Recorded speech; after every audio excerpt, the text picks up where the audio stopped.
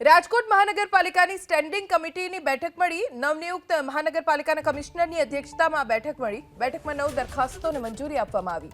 નવા કમિશનર આવવાથી દરખાસ્ત ઓછી મુકાયાનો દાવો કરવામાં આવ્યો છે। સ્ટેન્ડિંગ કમિટીના ચેરમેનનો 10 દિવસમાં ફરી બેઠક બોલાવવાનો દાવો। રાજકોટ મહાનગરપાલિકાની સ્ટેન્ડિંગ કમિટીની બેઠક મળી, જેમાં નવનિયુક્ત મહાનગરપાલિકાના કમિશનર સહિત અધિકારીઓ હાજર રહ્યા।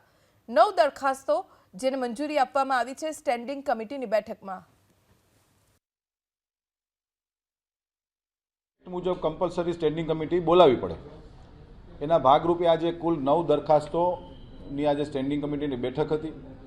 એમાં 7,97,000 રૂપિયાનો રાજકોટ મહાનગરપાલિકાને જાવકની આજની એક ફોર્માલિટી હતી સ્ટેન્ડિંગ કમિટીની, કે જે કમ્પલસરી અમારે મહિનામાં એક વખત બોલાવવી પડે।